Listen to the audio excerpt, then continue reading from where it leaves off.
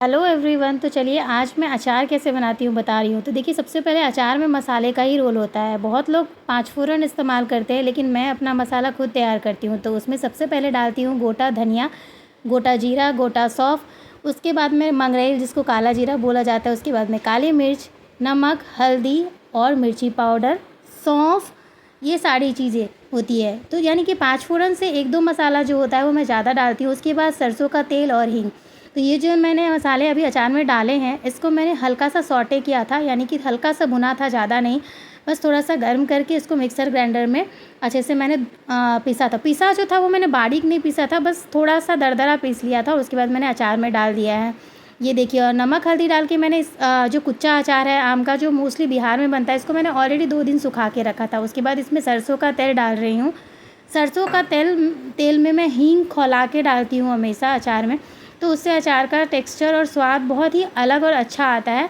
और जब भी आप इस तरीके से अचार बनाएंगे ना, तो ये अचार आपको जल्दी बन के तैयार भी हो जाता है। और क्योंकि हमने इसमें साथ ही में मसाला डाल दिया है, तो इसको आप बनाते जाइए और खाते जाइए। यानी 2-3 दिन अगर इसको आप धूप में लगा देंगे तो आप आराम से खा सकते हैं, और आपका अचार जो है बनाते बनाते ही खाने के लिए रेडी हो जाएगा। जैसे नॉर्मली बहुत लोग बनाते हैं, फिर वो जाके 6 महीने बाद खाते हैं धूप लगाने के बाद। तो ये अचार वैसा नहीं बनता, क्योंकि इसको साथ ही में मसाला डाल दिया जाता है। उसके बाद अब दूसरे तरीके का ये अचार है। ये कोलकाता स्पेशल अचार है। जो भी आपने कुच्चा देखा था वो बिहार स्पेशल यानी मिथिला स्पेशल था।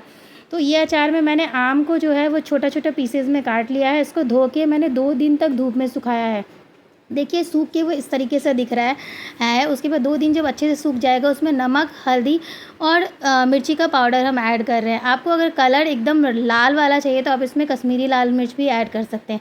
साथ में जो मैंने अभी अचार का मसाला कुच्चा अचार में डाला था, सेम वही मसाला है, लेकिन उससे आधी मात्रा में। यानी कि मैंने अगर 20 पीस आम का कुच्चा बनाया था, तो ये 25 पीस आम है, लेकिन मसाला उससे कम है। और देखिए, मैंने बताया आपको कि मैंने सरसों तेल में घी को खौला के तब डालती हूँ जब हल्का ठंडा हो जाता है। तो ये देखिए, ऐसे ही मैंने कढ़ाई में खौलाया था, तो आप लोगों के सामने दिखा पाऊँ इसके लिए मैंने इसको इसमें ऐसे ऐड किया है।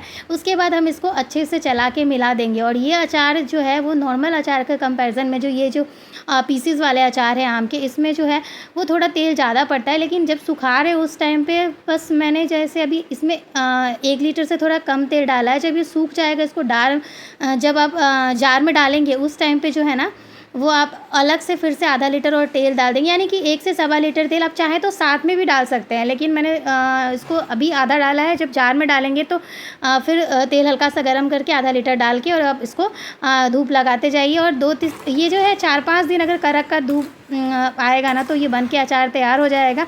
और इसको सुखाने में आप लगातार चलाते रहिए। यानी कि अगर हर 2 घंटे पे आप अचार को चलाते रहेंगे तो अचार बहुत अच्छा और एकदम जल्दी बन के तैयार हो जाएगा। और ये सब जो अचार बनाने का इस तरीके से फ़ायदा यही है कि आप बनाते जाइए और खाते जाइए। ऐसी वीडियो देखने के लिए चैनल को सब्सक्राइब करके लाइक ज़रूर करें। बाय।